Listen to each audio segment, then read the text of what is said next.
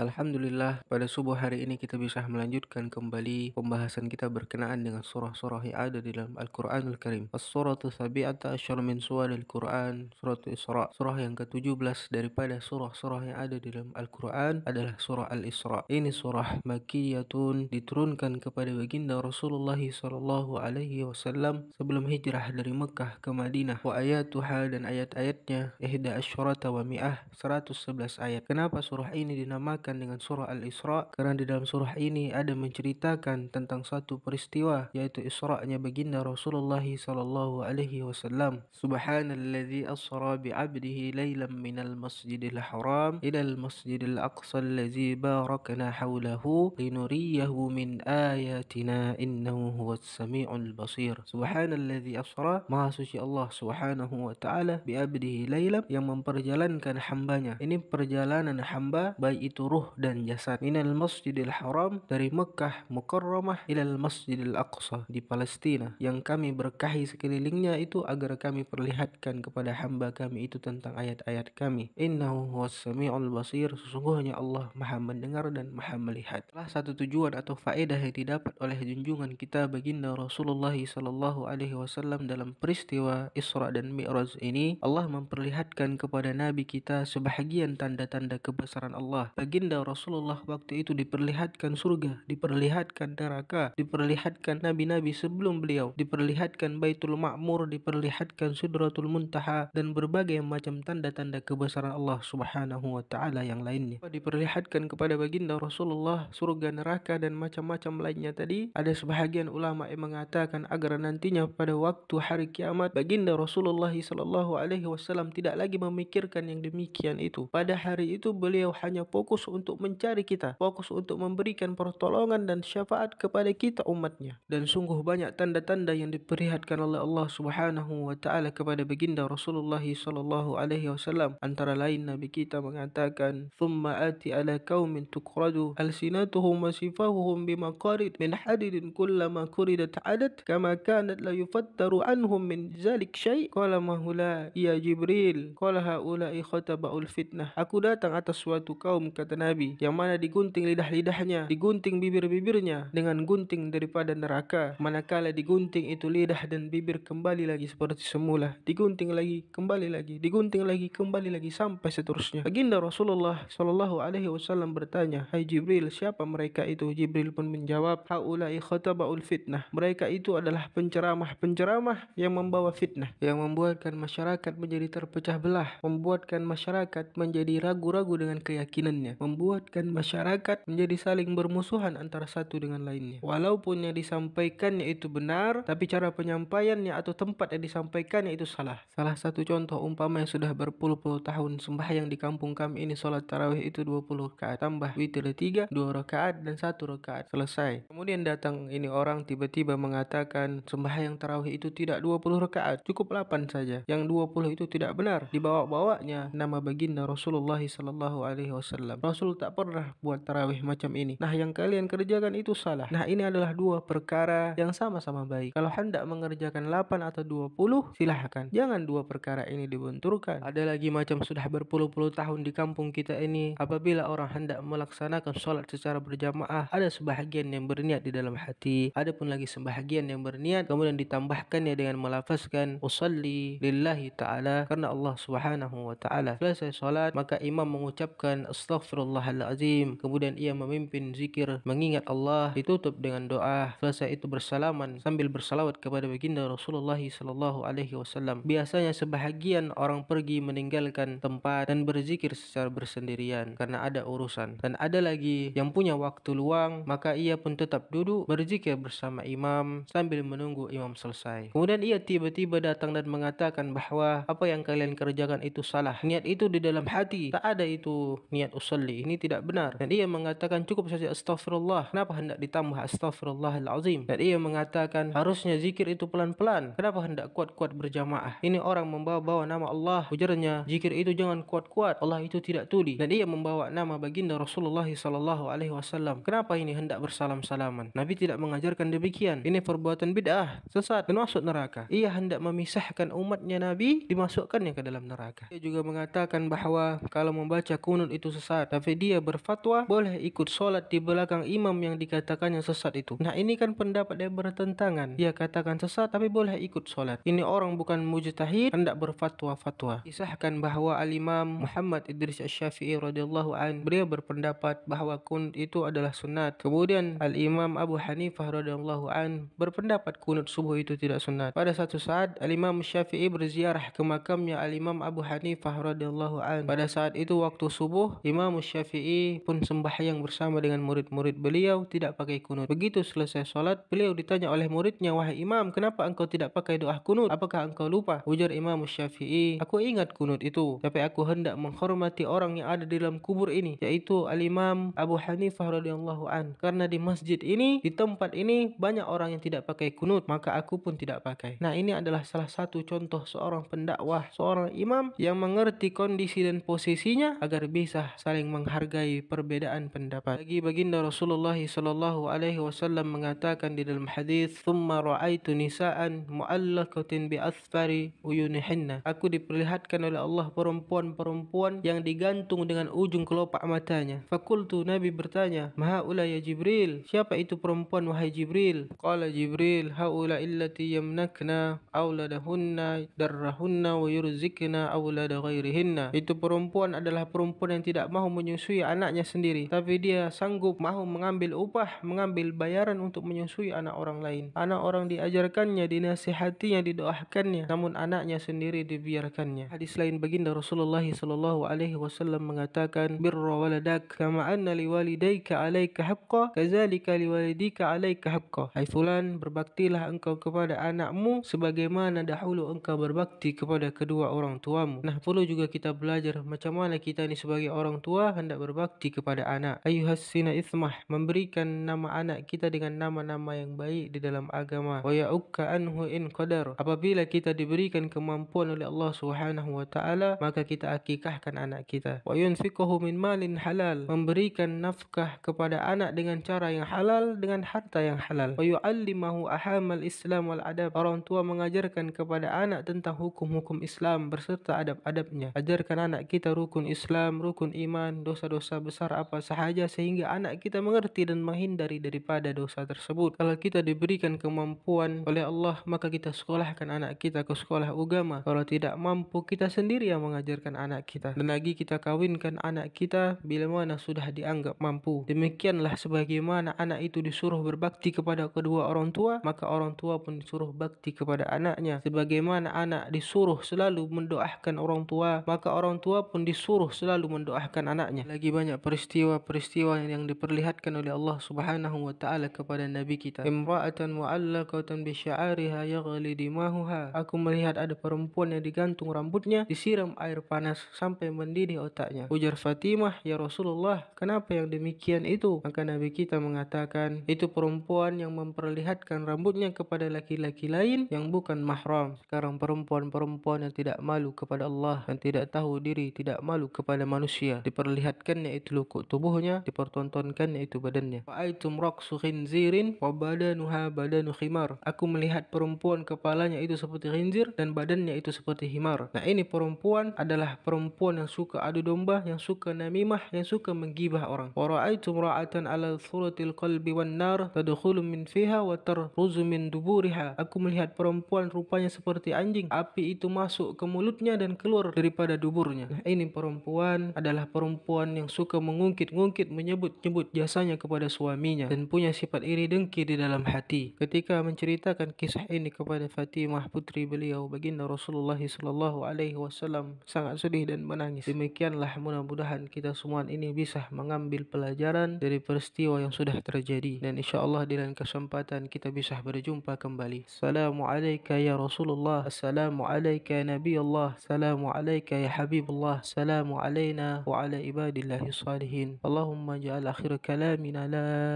ilaha illallah Muhammadur Rasulullah sallallahu alaihi wasallam wal afu minkum, wassalamu alaikum warahmatullah.